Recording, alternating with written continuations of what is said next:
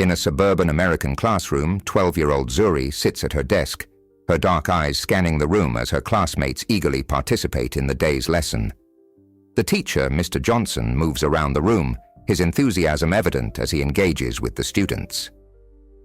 Zuri raises her hand, hoping to contribute, but Mr. Johnson's gaze seems to pass over her repeatedly.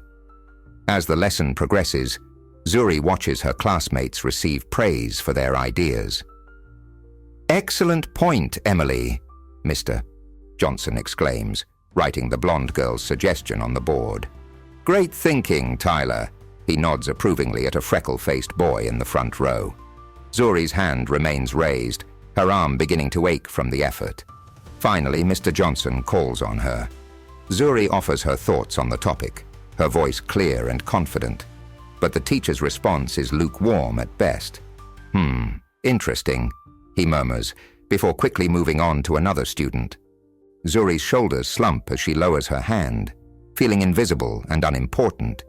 This pattern repeats throughout the day. In math class, Zuri solves a complex problem, but her raised hand goes unnoticed while other students are called upon. During group work, her suggestions are often talked over or dismissed by her peers. By the final bell, Zuri's frustration has reached its peak. At home, Zuri finds her father, David, in the kitchen preparing dinner. The aroma of spices fills the air as he stirs a pot on the stove. "How was school today, sweetheart?" he asks, noticing the downcast look on his daughter's face. Zuri hesitates, then the words tumble out. She tells David about being ignored in class, about her ideas being dismissed, about feeling like she doesn't matter. David listens intently, his brow furrowing with concern as Zuri's voice breaks with emotion. "It's not fair, Dad," Zuri concludes, wiping away a tear. "It's like I'm invisible just because I'm different." David sets down the wooden spoon and turns off the stove. He pulls out a chair and sits next to Zuri, taking her small hands in his. "You're right, it's not fair," he agrees, his voice firm. "And you're not invisible. You matter, Zuri. Your thoughts and ideas are important." As David comforts his daughter, his mind races. He's heard whispers of similar complaints from other parents in the community, but hearing it directly from Zuri brings the reality crashing down. This isn't just about his daughter anymore. It's a systemic issue affecting multiple children. After putting Zuri to bed, David paces in the living room weighing his options. He could schedule a meeting with the teacher, but would that address the larger problem? He could write a letter to the school board, but how long would it take to see results? As he considers the scope of the injustice, David realizes that more drastic action is needed. With a deep breath, he picks up his phone and dials 911. The operator answers, and David's voice is steady as he speaks. "I need to report ongoing discrimination and unfair treatment at Lincoln Middle School," he says. "My daughter and other minority students are being systematically ignored and marginalized by staff members, including the principal, Mr. Edwards." As David provides details to the operator, he knows this call will set in motion a series of events that could change everything. It's a bold move, one that might invite scrutiny and pushback, but as he thinks of Zuri's tearful face and the other children facing similar treatment, he knows it's the right thing to do. The call ends, and David sits in silence, contemplating the path ahead. He's just taken the first step in a journey that will challenge the status quo and fight for equality in his daughter's school. It won't be easy, but for Zuri and all the other children who deserve to be seen and heard, it's a fight worth having. The following day, an air of tension blankets Lincoln Middle School. Police cruisers pull into the parking lot, their presence drawing curious and worried glances from students and staff alike. As officers enter the building, whispers ripple through the hallways. In his office, Principal Edwards paces nervously, his usual air of authority replaced by visible anxiety. He straightens his tie and takes a deep breath, trying to compose himself as a knock sounds on his door. Two officers enter, their expressions serious. "Mr. Edwards," one officer begins. We're here to investigate allegations of discrimination and unfair treatment of minority students at this school. Edwards forces a smile, his voice strained as he responds, "There must be some misunderstanding. We pride ourselves on our inclusive environment here at Lincoln." As the officers begin their questioning, students watch through the office window, a mix of fear and hope on their faces. Zuri stands among them, her heart racing as she realizes the impact of her father's actions. Across town, David arrives at a community center where he's organized a meeting with other concerned parents. The room fills quickly, the atmosphere charged with a combination of anger, worry, and determination. David takes a deep breath and addresses the group. "Thank you all for coming," he begins. "I know many of you have concerns about how our children are being treated at Lincoln. It's time we share our experiences and take action together." One by one, parents stand to speak. A mother describes how her son's academic achievements are consistently overlooked. A father talks about his daughter being excluded from advanced classes despite her high test scores. Each story echoes Zuri's experience, painting a picture of systemic discrimination that can no longer be ignored. As the meeting progresses, a sense of unity grows. Parents who once felt isolated in their concerns now find strength in numbers. They begin to formulate plans for addressing the school board, organizing peaceful protests, and supporting their children through this challenging time. David listens intently, taking notes and offering suggestions. He feels a mix of sadness at the shared struggles and hope for the potential change they could bring about together. Meanwhile, back at Lincoln, Zuri sits in the school library, her fingers hovering over the keyboard of a computer. Inspired by the day's events and her father's courage, she begins to type an article for the school newspaper. "Our Voices Matter," she titles it, her words flowing as she describes the experiences of minority students at Lincoln. She writes about feeling invisible, about the subtle and not so subtle ways they're made to feel less important than their white peers. But Zuri's article isn't just a list of grievances. She also articulates a vision for what Lincoln could be, a place where every student is valued, where diversity is celebrated, where everyone has an equal opportunity to succeed. As she writes, Zuri feels a sense of empowerment she's never experienced before. She's no longer just a victim of unfair treatment. She's becoming an advocate for change. The school day ends, and students file out of the building, many still discussing the police presence and what it might mean. Zuri leaves the library, her article saved and ready to submit to the newspaper editor. She spots Mr. Edwards in the hallway, looking flustered as he speaks in hushed tones with a group of teachers. For a moment, their eyes meet. Zuri stands tall, no longer willing to be invisible. Edwards quickly looks away, a flicker of worry crossing his face. As Zuri walks home, she feels a mix of emotions: fear about potential backlash, excitement about the possibility of change, and pride in herself and her father for taking a stand. She arrives home to find David waiting for her. "How was school today?" he asks, his voice gentle but tinged with concern. Zuri takes a deep breath and begins to recount the day's events, the police, the whispers in the hallways, and her decision to write the article. As she speaks, she sees a look of pride grow on her father's face. "You're very brave, Zuri," David says, pulling her into a hug. "Change isn't easy, but it's necessary. We're in this together." As they embrace, both father and daughter know that this is just the beginning of their fight for justice and equality at Lincoln Middle School. The road ahead will be challenging, but they're ready to face it, armed with truth, determination, and the support of their growing community of allies. In the days following the police visit, a palpable shift occurs at Lincoln Middle School. The halls buzz with whispered conversations and furtive glances. Students who once felt isolated in their struggles begin to find each other, forming a loose coalition united by their shared experiences of discrimination. Zuri finds herself at the center of this growing movement. Her article in the school newspaper has struck a chord, and students from various backgrounds approach her to share their own stories. Some offer words of support, while others ask how they can help. The isolation she once felt is replaced by a sense of community and purpose. However, not everyone is supportive of the changes.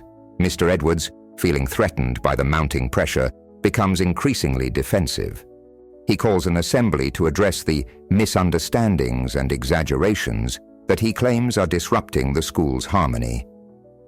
During the assembly, Mr. Edwards stands at the podium, his usual commanding presence somewhat diminished. "I want to assure you all that Lincoln Middle School has always been, and will continue to be, a place of equal opportunity for all students," he declares, his voice echoing through the gymnasium.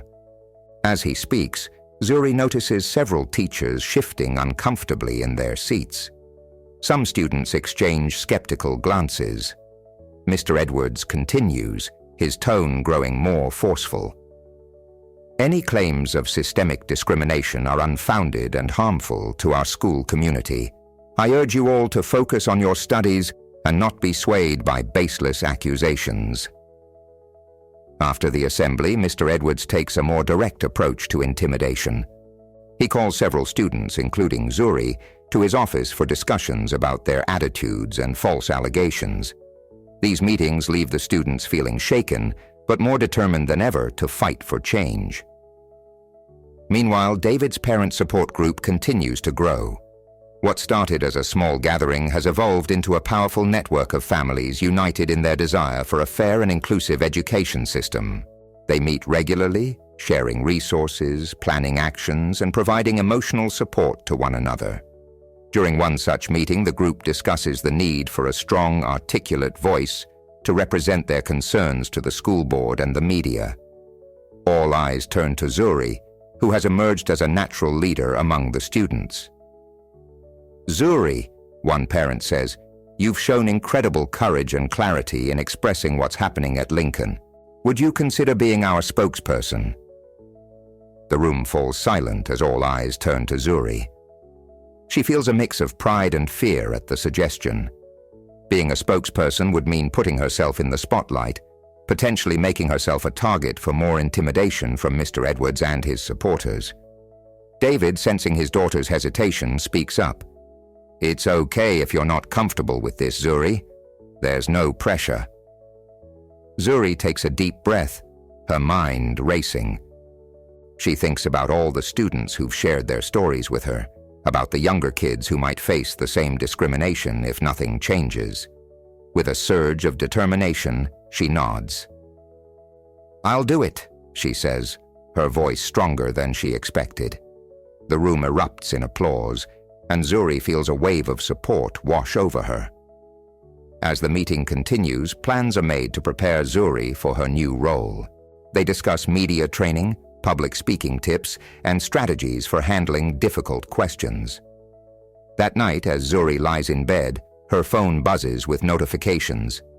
Word of her new role has spread, and messages of support pour in from fellow students. "You've got this, Zuri," reads one. "Thank you for speaking up for us," says another. Among the supportive messages, Zuri also receives a few threatening ones, warning her to stay in her place and stop causing trouble. These messages send a chill down her spine, but they also strengthen her resolve. She realizes that the stakes are higher than she initially thought, but so is the potential for real change. Zuri shows the messages to David, who immediately takes action, documenting the threats and reporting them to both the school administration and the police. This documentation becomes another piece of evidence in the growing case against the discriminatory practices at Lincoln. As Zuri drifts off to sleep, she feels a mix of excitement and apprehension about what lies ahead. She knows the path won't be easy, but with the support of her father, her fellow students, and the growing community of allies, she feels ready to face whatever challenges come her way. The movement at Lincoln Middle School is gaining momentum, and Zuri finds herself at its forefront, ready to fight for the change she and her peers so desperately need. As the new day dawns, Zuri arrives at school with a renewed sense of purpose. The petition she started circulates through the hallways, passed from hand to hand with a sense of urgency. Students who once remained silent now approach her between classes, eager to add their names to the growing list. "I've felt this way for so long," a quiet girl named Maya confides as she signs. "I just never knew how to speak up." Zuri offers her a reassuring smile. "That's why we're doing this, so all of our voices can be heard." By lunchtime, the petition has gathered hundreds of signatures. The cafeteria buzzes with excited chatter as students discuss the movement's progress. Even some teachers, though cautious, nod approvingly as they pass by. Mr. Edwards, however, is far from pleased. He stalks the corridors, his face a mask of barely contained anger. When he spots Zuri and a group of students huddled around the petition, he marches over. "What's going on here?" he demands, his voice sharp. Zuri stands tall, meeting his gaze. "We're exercising our right to petition for change, Mr. Edwards. Would you like to read it?" For a moment, tension crackles in the air. Then, without a word, Mr. Edwards turns on his heel and strides away. The gathered students let out a collective breath, and Zuri feels a surge of pride. They're making a difference, and it's becoming impossible to ignore. At home, David listens intently as Zuri recounts the day's events. His eyes shine with pride, but there's also a flicker of concern. "You're doing incredible work, Zuri," he says, placing a hand on her shoulder. "But I want you to understand that this fight is bigger than we initially thought. Are you ready for that?" Zuri nods, her expression serious. "I am, Dad. I have to be. It's not just about me anymore."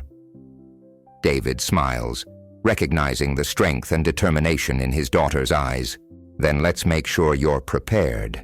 I think it's time we take your advocacy to the next level." Over the next few days, David becomes Zuri's mentor and biggest supporter. They spend evenings at the kitchen table, researching civil rights movements, studying effective communication strategies, and practicing public speaking. "Remember," David advises, "your words have power. Use them wisely and confidently." Zuri soaks up every lesson, feeling more empowered with each passing day.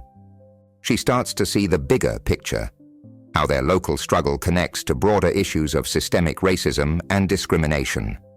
Inspired by their discussions, Zuri proposes starting a blog to document their journey and share resources with other students facing similar challenges. David helps her set it up, showing her how to create engaging content while protecting her privacy. As Zuri writes her first post, she feels a sense of excitement. This blog could reach far beyond the walls of Lincoln Middle School, potentially inspiring change in other communities. "Welcome to Voices for Change," she types. "This is a space for sharing our stories, our struggles, and our hopes for a more just and inclusive education system." She goes on to outline their experiences at Lincoln, the petition, and their goals for the future. As she writes, Zuri realizes she's not just telling her own story anymore. She's becoming a voice for many. David reads over the post before Zuri publishes it, offering suggestions and words of encouragement. "This is powerful stuff, Zuri," he says, his voice filled with emotion. "You're not just changing your school, you're changing lives." As the blog goes live, Zuri feels a mix of nervousness and excitement.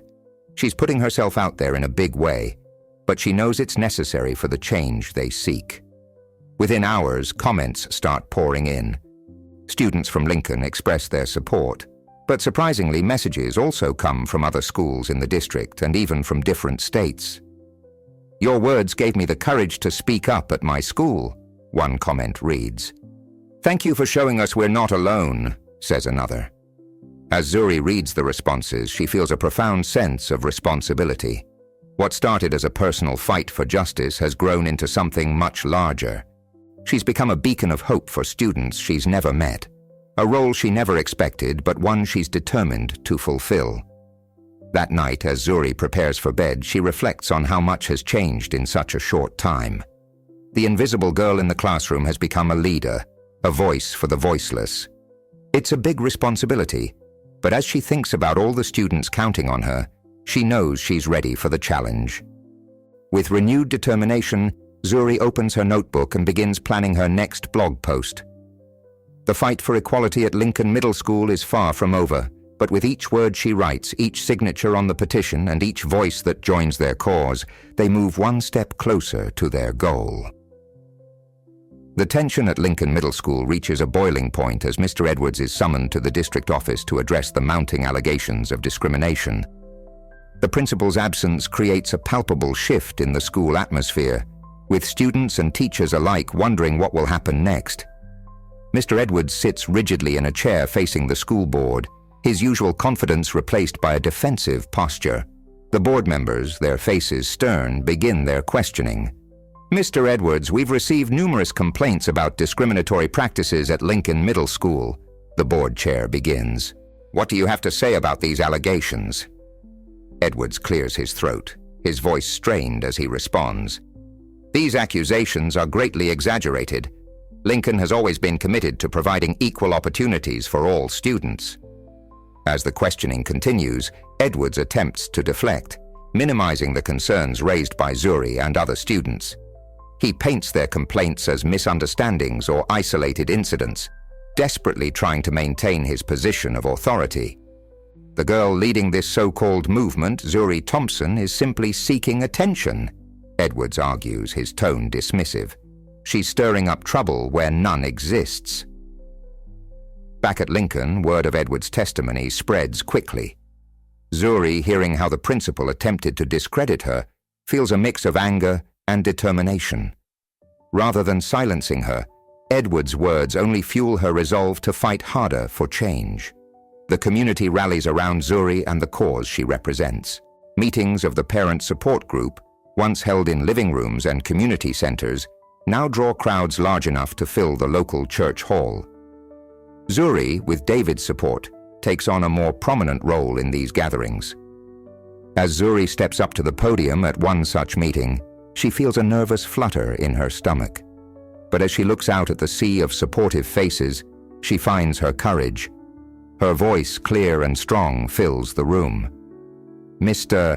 Edwards may try to dismiss our experiences, but we won't be silenced," she declares.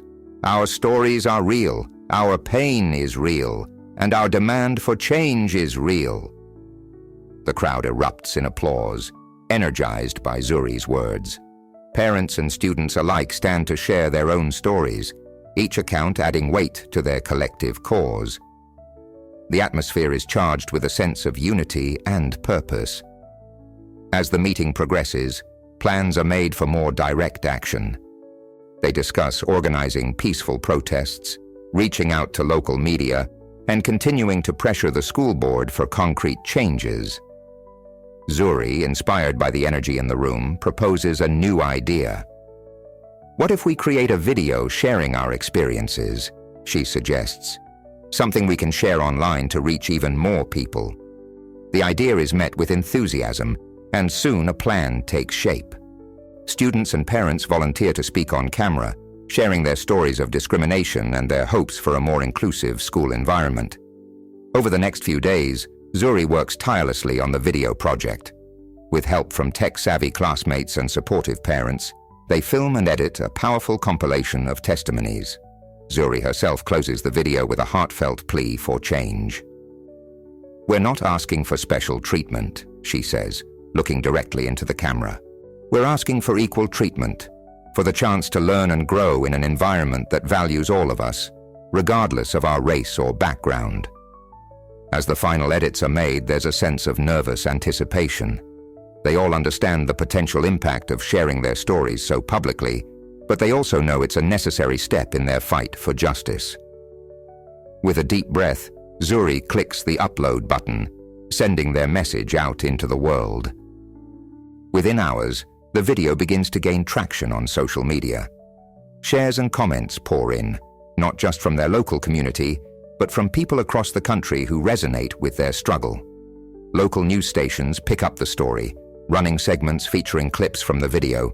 Reporters begin reaching out, requesting interviews with Zuri and other students involved in the movement. As the video's reach expands, so does the pressure on the school board and Mr. Edwards. The issues at Lincoln Middle School are no longer a local secret. They've become a national conversation about systemic racism in education. Zuri, watching the view count climb and reading the supportive messages flooding in, feels a mix of excitement and trepidation. She knows that this increased visibility will bring new challenges, but she's ready to face them. That evening, as Zuri and David watch one of the news segments featuring their video, David turns to his daughter with pride shining in his eyes. "You've started something big here, Zuri," he says softly. "Are you ready for what comes next?" Zuri nods, her expression determined. "I am, Dad. We've come too far to stop now. Whatever happens, we'll face it together." As they turn back to the TV, where Zuri's impassioned plea for equality plays once again, both father and daughter know that their fight for justice at Lincoln Middle School has become something much larger, a catalyst for change that could impact schools and communities far beyond their own. The day of the school assembly arrives, bringing with it a palpable tension that hangs over Lincoln Middle School. Students file into the auditorium, their usual chatter subdued by anticipation. At the front of the room, Mr. Edwards stands at the podium, his face a mask of forced calm. As the last students take their seats, Mr. Edwards clears his throat. "We're here today," he begins, his voice echoing through the sound system, "to address the recent concerns that have been raised about our school environment." In the audience, Zuri sits straight-backed, her heart pounding. She can feel the eyes of her fellow students on her, their collective hope resting on her shoulders. David, along with other parents who insisted on attending, stands at the back of the auditorium, a silent show of support. Mr. Edwards continues, his words carefully measured. "While we take all allegations seriously, I want to assure everyone that Lincoln Middle School has always been committed to providing a fair and inclusive environment for all students." A murmur ripples through the crowd. Zuri can see the disbelief on many faces, the frustration at hearing the same empty platitudes they've heard before. "However," Mr. Edwards adds, his tone shifting, "in light of recent events, we will be implementing a review of our policies and procedures to ensure they meet the highest standards of equality and fairness." As he speaks, Zuri feels a tap on her shoulder. A folded note is passed to her. Opening it, she reads, "We believe in you. Speak your truth." Looking up, she sees encouraging nods from students around her. Mr. Edwards opens the floor for questions, his confidence visibly wavering as hands shoot up across the auditorium. Students who have long remained silent now find their voices, asking pointed questions about specific instances of discrimination they've witnessed or experienced. The principal struggles to maintain control, his responses becoming increasingly defensive. "These are complex issues," he insists, sweat beading on his forehead. "We can't change everything overnight." It's at this moment that Zuri stands, her movement drawing all eyes in the room. Mr. Edwards falters mid-sentence, a flicker of apprehension crossing his face. "Zuri," he says, his voice strained, "do you have a question?" Zuri takes a deep breath, steadying herself. "Not a question, Mr. Edwards. I have something to say." Before the principal can object, Zuri begins to speak, her voice clear and strong. "For too long, students like me have felt invisible in these halls.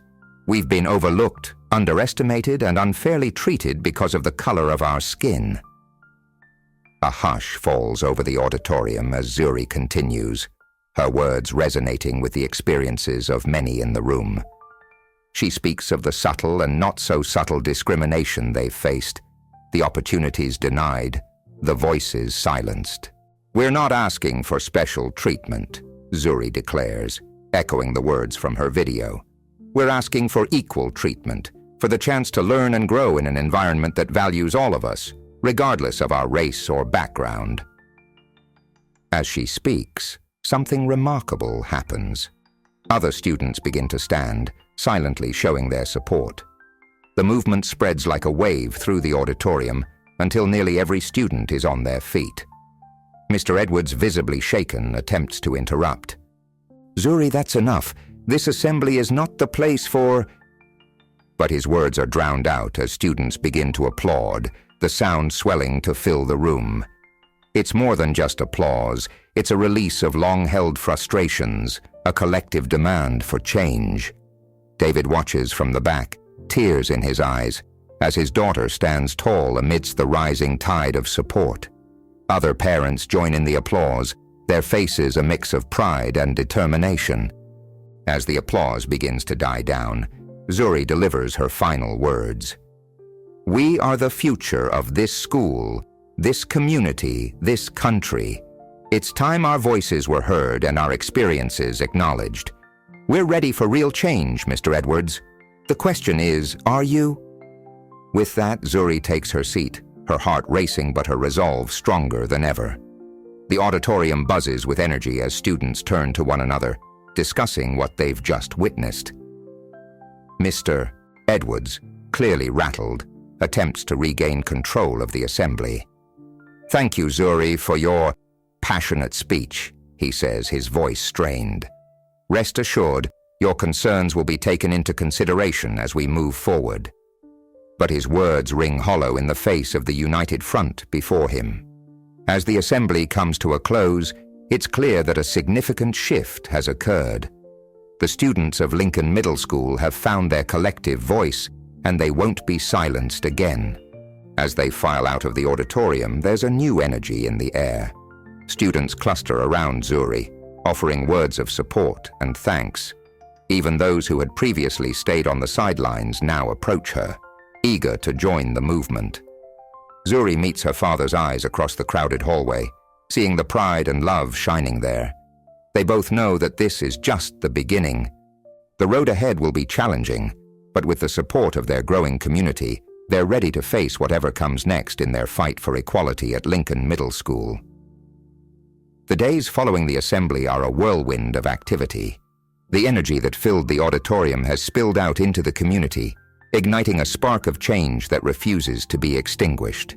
Zuri and David find themselves at the center of this growing movement, working tirelessly to channel the momentum into concrete action. As Saturday approaches, plans for the peaceful manifestation take shape. Zuri and David's living room becomes command central, with students and parents coming and going at all hours, making signs, coordinating logistics, and spreading the word. "We need to make sure our message is clear," Zuri says during one of the planning sessions. "This isn't just about us. It's about creating a better future for all students." David nods, pride evident in his eyes. "You're right, Zuri. Let's focus on positive change, not just pointing out problems." Together, they craft a series of key messages and demands: implementation of diversity and inclusion training for all staff, a review and update of the curriculum to better reflect diverse perspectives, and the establishment of a student-led diversity council to advise school leadership. As word spreads about the upcoming manifestation, support pours in from unexpected places.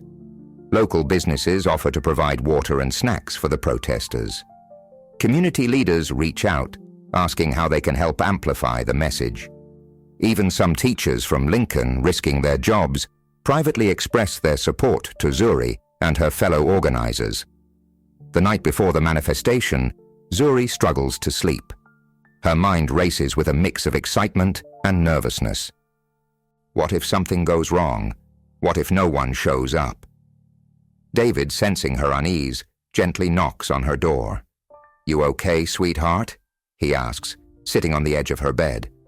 Zuri sits up, hugging her knees. "What if we're not ready for this, Dad? What if we're making things worse?" David places a comforting hand on her shoulder. "Change is never easy, Zuri, but you've already shown incredible courage and leadership. Whatever happens tomorrow, I want you to know how proud I am of you." His words calm Zuri's nerves, reminding her of why they started this journey in the first place. With renewed determination, she finally drifts off to sleep. Saturday morning dawns bright and clear. Zuri and David arrive early at the designated meeting point in front of Lincoln Middle School. They begin setting up, arranging signs and checking the sound system for the speakers. As 10 a.m. approaches, Zuri's heart races. Will anyone show up? but her fears prove unfounded as people begin to arrive, first in a trickle, then in a steady stream. Students, parents, teachers, and community members of all backgrounds converge on the school grounds, many carrying homemade signs with messages of unity and demands for change.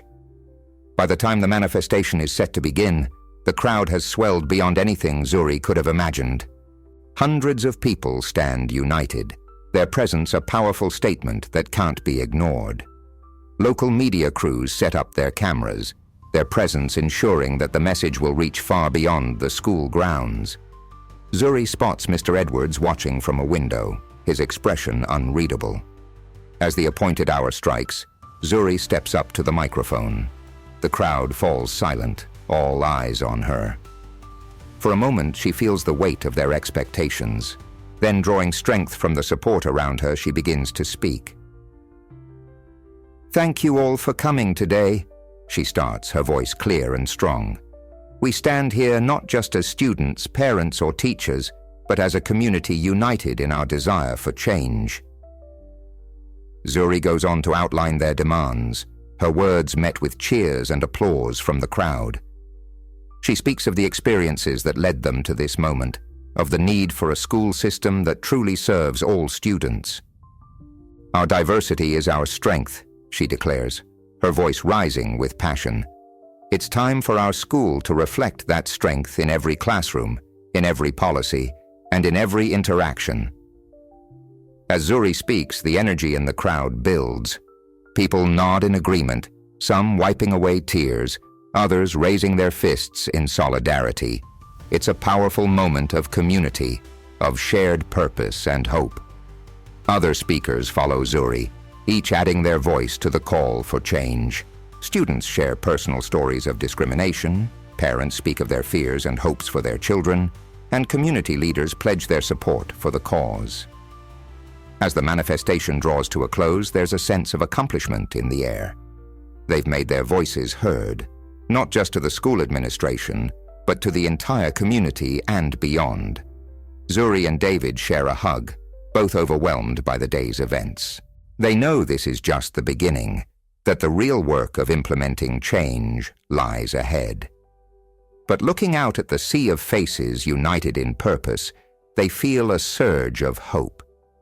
The manifestation may be ending, but the movement for equality at Lincoln Middle School and beyond is just beginning. As the crowd begins to disperse, there's a shared understanding that they've taken a significant step toward a more inclusive and just future for all students. The days following the peaceful manifestation bring a whirlwind of change to Lincoln Middle School. The impact of the event reverberates through the halls, classrooms, and beyond, forcing the administration to confront the issues they've long ignored. On Monday morning, students and staff arrive to find a notice posted on the main entrance. "Emergency School Board meeting. This evening, all are welcome." The air buzzes with anticipation as word spreads quickly through whispered conversations and hurried text messages. In her first period class, Zuri can barely focus on the lesson. Her phone vibrates constantly with messages from fellow organizers and supporters, all speculating about what the meeting might bring. Even some teachers seem distracted, their lessons lacking their usual energy as they, too, wonder about the evening's events. As the final bell rings, instead of the usual rush to leave, students linger. Groups gather in the hallways and on the front steps, discussing their hopes and fears for the meeting.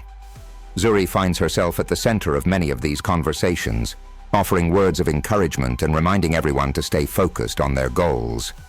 "Remember," she tells a group of nervous-looking freshmen, "they're listening to us now.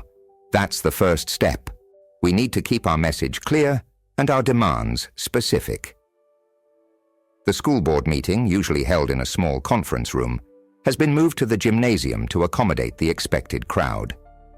As Zuri and David arrive, they're amazed to see the parking lot full and a line stretching out the door. Inside, the gym is packed. Students, parents, teachers, and community members fill the bleachers and overflow onto the floor. At the front, the school board members sit at a long table, their faces a mix of apprehension and resolve. The board president calls the meeting to order, her voice echoing through the gym.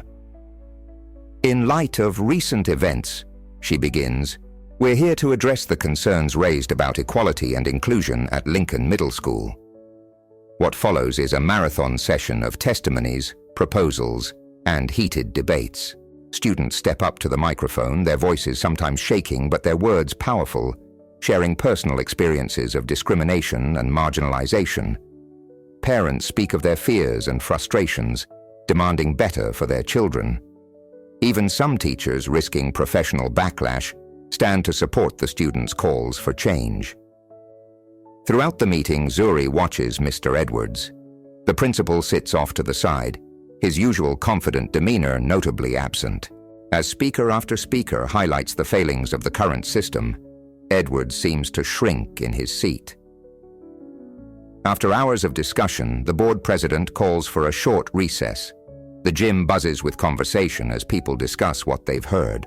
Zuri huddles with her fellow organizers, reviewing their key points and preparing for the next phase. As the meeting resumes, the board president addresses the crowd.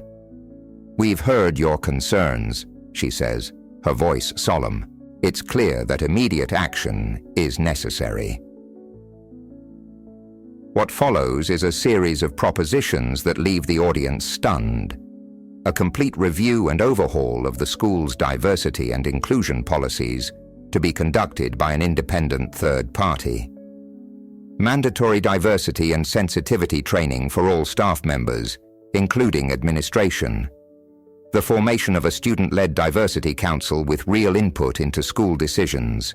A commitment to diversifying the curriculum to better reflect the experiences of all students. Regular town hall meetings to ensure ongoing dialogue between the school and the community. As each point is read out, a wave of murmurs ripples through the crowd. It's more than many had dared to hope for, yet it feels like only the beginning. The board president continues. Furthermore, in light of the concerns raised about current leadership, Mr. Edwards will be placed on administrative leave pending a full investigation into the allegations of discriminatory practices. At this, the gym erupts in a mix of cheers and shocked gasps. Mr. Edwards, his face pale, quickly exits the room. As the meeting concludes, there's a sense of cautious optimism in the air. People linger, discussing the outcomes and what they might mean for the future of Lincoln Middle School. Zuri finds herself surrounded by fellow students, all talking excitedly about the changes to come. She feels a mix of emotions, pride in what they've accomplished, hope for the future, but also a keen awareness of the work that still lies ahead. David makes his way through the crowd to Zuri's side. "You did it, sweetheart," he says, pulling her into a hug. "You've started something big here." Zuri hugs him back, her voice muffled against his shoulder. "We did it, Dad. All of us together." As they leave the gym, stepping out into the cool night air, Zuri knows that this is not the end, but a new beginning.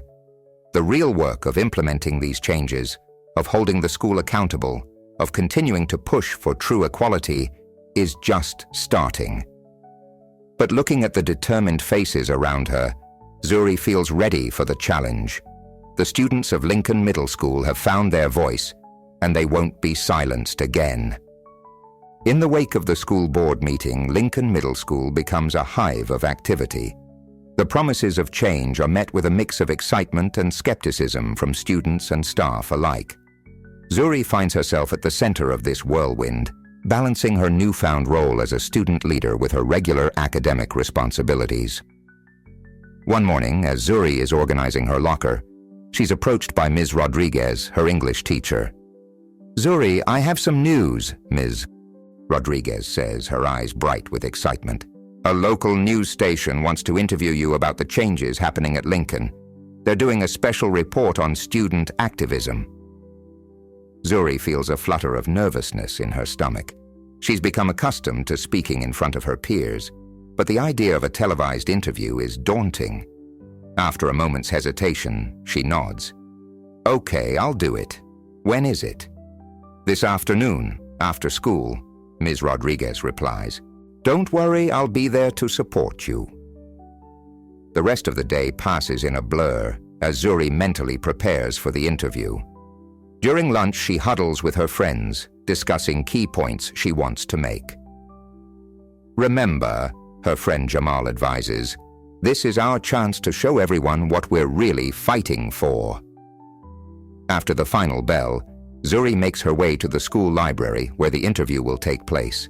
A small crew is setting up cameras and lights. The reporter, a friendly-looking woman named Sarah, greets Zuri warmly. "Ready to tell your story?" Sarah asks, guiding Zuri to a chair. Zuri takes a deep breath and nods. "Ready." As the camera starts rolling, Sarah begins with some softball questions about school life, gradually steering the conversation towards the recent events. Zuri finds her nerves melting away as she speaks about the experiences that led to the protest, the changes being implemented, and her vision for a truly inclusive school environment. "It's not just about changing rules on paper," Zuri explains, her voice growing passionate. "It's about changing the culture, making sure every student feels valued and heard." Sarah nods encouragingly. "That's a big goal. How do you see it happening?" Zuri leans forward slightly. "It starts with education. We're pushing for a more diverse curriculum that reflects all of our experiences. We're establishing a student diversity council to have a real voice in school decisions. And we're asking for ongoing training for teachers and staff to address unconscious biases." As the interview progresses, Sarah brings up a sensitive topic. "We've heard rumors about past incidents involving the suspended principal, Mr. Edwards. Can you tell us more about that?" Zuri pauses, choosing her words carefully. "While I can't speak to specific incidents, I can say that many students, myself included, felt that Mr. Edwards didn't always treat everyone equally. That's part of why we're calling for a thorough investigation." Just as the interview is wrapping up, there's a commotion outside the library. The door bursts open, and David rushes in, looking flustered. "Zuri," he says, slightly out of breath, "I just found out something important about Mr. Edwards." The camera crew, sensing a potential scoop, quickly refocuses on David. Sarah, ever the professional, smoothly incorporates him into the interview. "Sir, you're Zuri's father, correct? What information do you have about Mr. Edwards?" David nods, collecting himself. "I've been doing some research, reaching out to contacts in other school districts. It turns out this isn't the first time Mr. Edwards has faced accusations of discrimination. He was quietly moved from his previous position after similar complaints were raised." The revelation sends shockwaves through the room. Zuri feels a mix of vindication and anger. "So this has been a pattern?" she asks, almost forgetting the cameras are still rolling. "It appears so," David confirms. "I found records of at least 2 other incidents in different schools over the past decade." Sarah turns back to the camera, her expression serious. "You heard it here first, viewers. New allegations have surfaced about the suspended principal of Lincoln Middle School, suggesting a history of discriminatory behavior. We'll be investigating these claims further, and will update you as we learn more." As the interview concludes, Zuri feels a whirlwind of emotions. The revelation about Mr. Edwards adds a new layer of complexity to their struggle. It's no longer just about changing one school, but about addressing a systemic issue that has been allowed to persist across multiple institutions. After the news crew packs up and leaves, Zuri and David sit in the quiet library, processing what just happened. "Dad," Zuri says softly, "do you think this will change things?" David puts an arm around her shoulders. "It already has, sweetheart. You've shone a light on a problem that's been in the shadows for too long. Now it's up to all of us to make sure that light doesn't go out." As they leave the school, Zuri's phone buzzes with messages from friends who've already seen clips of the interview online. The story is spreading quickly, and she knows that tomorrow will bring new challenges and opportunities in their ongoing fight for equality at Lincoln Middle School. The days following the televised interview are a whirlwind of activity. The revelations about Mr. Edwards' past spark a firestorm of controversy that extends far beyond the walls of Lincoln Middle School. Local news stations run constant updates, and even national media outlets begin to pick up the story. As the pressure mounts, the school board calls for a public hearing to address the growing scandal. The hearing is scheduled for the following week, giving both sides time to prepare their cases. In the days leading up to the hearing, Zuri and her supporters work tirelessly to gather evidence and testimonies. They reach out to students from Mr. Edwards' previous schools, collecting statements that paint a disturbing picture of a long-standing pattern of discrimination. Meanwhile, David delves deeper into his investigation, using his contacts and research skills to uncover more about Mr. Edwards' career history. He discovers a trail of confidential settlements and hushed transfers that had allowed the principal to move from school to school without facing real consequences. The night before the hearing, Zuri sits at her desk, reviewing her notes one last time. Her hands shake slightly as she turns the pages. David knocks gently on her open door. "How are you holding up?" he asks, concern evident in his voice. Zuri looks up, her eyes tired but determined. "I'm nervous, Dad, but I know we have to do this. It's not just about our school anymore." David nods, pride shining in his eyes. "You're right. Remember, just tell the truth. That's the most powerful thing you can do." The next morning, the hearing room is packed to capacity. Community members, students, teachers, and media representatives fill every available seat. At the front of the room, the school board members sit solemnly behind a long table. Mr. Edwards arrives with his lawyer, his once confident demeanor now replaced by a look of grim determination. He avoids eye contact with the crowd as he takes his seat. The hearing begins with opening statements. The board's lawyer outlines the allegations against Mr. Edwards, including the newly uncovered information about his past. Mr. Edwards' lawyer counters by portraying his client as a dedicated educator being unfairly targeted. As witnesses are called to testify, a clear pattern emerges.